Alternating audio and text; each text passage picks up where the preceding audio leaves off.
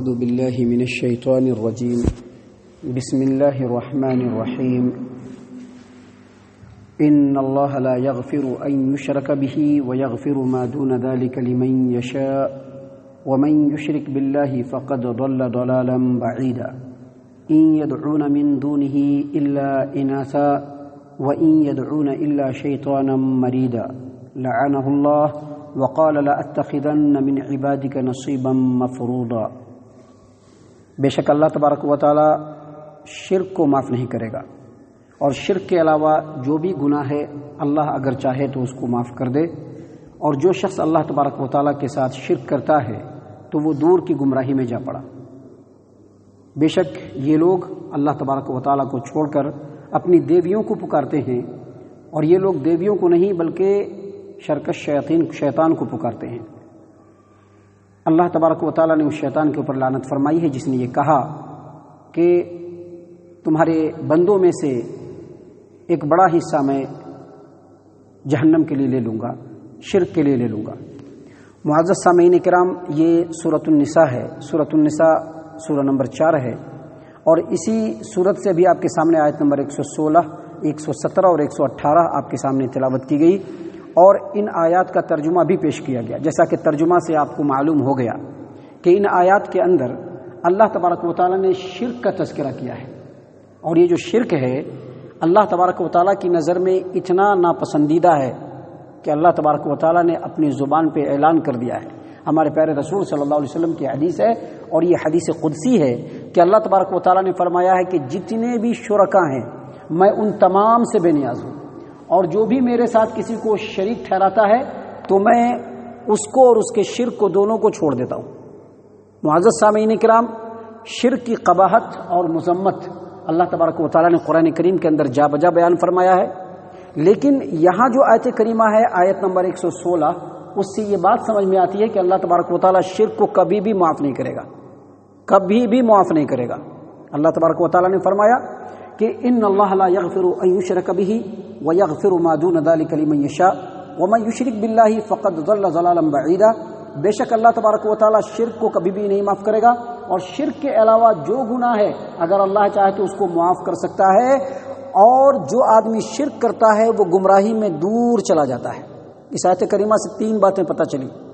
پہلی بات یہ پتہ چلی کہ اللہ تبارک و تعالیٰ شرک کو کبھی بھی معاف نہیں کرے گا، کبھی بھی معاف نہیں کرے گا۔ جیسا کہ اللہ تبارک و تعالیٰ نے قرآن کریم کے اندر دوسری جگہ یہ بیان فرمایا ہے کہ وَمَن يُشْرِكْ بِاللَّهِ فَقَدْ حَرَّمَ اللَّهُ عَلَيْهِ الْجَنَّةَ وَمَأْوَاهُ النَّارُ وَمَا لِلظَّالِمِينَ مِنْ أَنصَارٍ۔ جو اللہ تبارک و تعالیٰ کے ساتھ شریک کرتا ہے، جو اللہ تبارک و تعالیٰ کے ساتھ شرک کرتا ہے، اللہ تبارک و تعالیٰ فرماتے ہیں کہ اس کے اوپر جہنم کو حرام قرار دیا ہے۔ فَقَدْ حَرَّمَ اللَّهُ عَلَيْهِ الْجَنَّةَ، اللہ تبارک و تعالیٰ نے اس کے اوپر جنت کو حرام قرار دیا ہے، جنت اس کو کبھی بھی نہیں ملے گی۔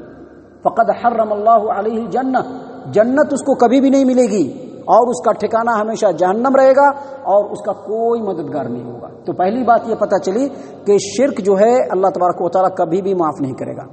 آیت کریمہ کے معنی اور مفہوم پر آپ غور کریں گے تو پتہ چلے گا کہ کسی بھی گناہ کے بارے میں ہم ایگزیکٹلی نہیں کر سکتے ہیں، ڈیفینیٹلی نہیں کہہ سکتے ہیں، یقینی طور پر نہیں کہہ سکتے کہ وہ گناہ اللہ معاف کر دے گا۔ اگر اللہ تبارک و تعالیٰ چاہے جس گناہ کو معاف کر دے، اگر اللہ تبارک و تعالیٰ چاہے کسی بھی گناہ پر اپنے بندے کا مواخذہ کر سکتا ہے، لیکن گناہ کے تعلق سے ایک بات ہمیشہ ذہن نشین رکھیں کہ گناہ 2 قسم کے ہوتے ہیں۔ گناہ 2 طرح کا ہوتا ہے، ایک حقوق اللہ اور دوسرا حقوق العباد۔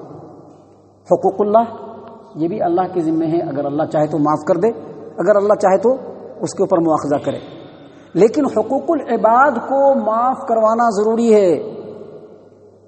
حقوق العباد کے تعلق سے یہ بات ہمیشہ ذہن نشین رکھیے کہ بندوں کے جو حقوق ہیں اگر اس کو ادا نہیں کیا ہے تو یا تو اس کے حق کو ادا کر دیجئے، یا جن کے حقوق کو ادا نہیں کیا ہے ان سے اس حق کی معافی مانگ لیجئے، یا نہیں تو اگر اللہ تبارک و تعالیٰ کسی وجہ سے اپنے بندے کے اوپر کرم کر دے اور اپنی طرف سے اس کے حق کو ادا کر دے تو یہ اللہ تبارک و تعالیٰ کے ذمہ ہے، وگرنہ یاد رکھیے کہ اگر حقوق العباد معاف نہیں ہوا تو حقوق اللہ بھی معاف نہیں ہوں گے۔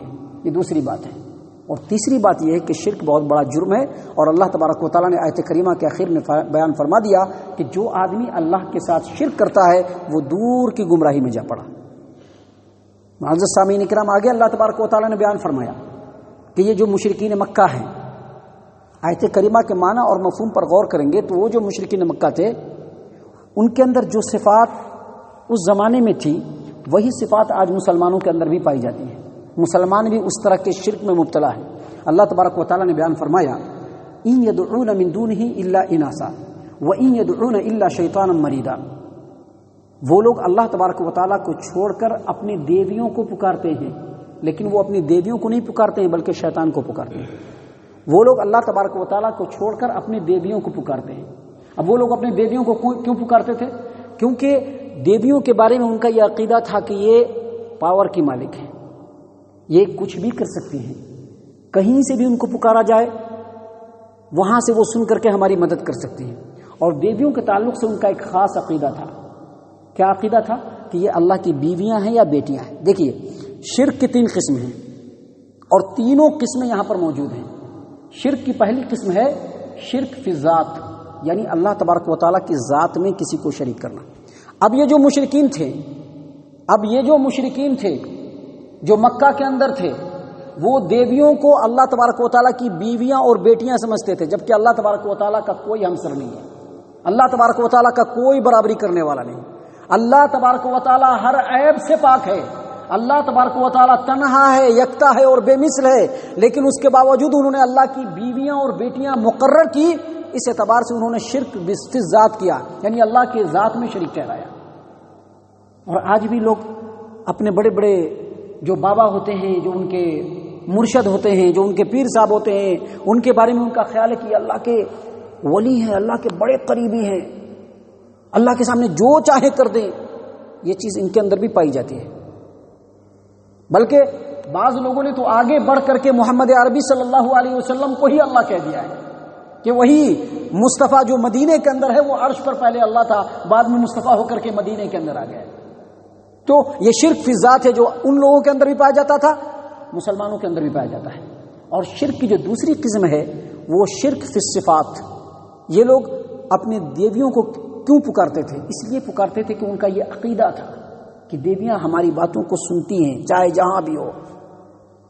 اللہ تبارک و تعالیٰ کے صفات میں یہی شرک ہے، کیونکہ اللہ تبارک و تعالیٰ کی یہ صفت ہے کہ اللہ ہی وہ ذات واحد ہے جو ہر ایک کی پکار کو سنتا ہے، دور کی پکار کو بھی سنتا ہے، نزدیک کی پکار کو بھی سنتا ہے۔ اللہ تبارک و تعالیٰ کے علاوہ اس صفت میں کوئی اس کا شریک نہیں ہے۔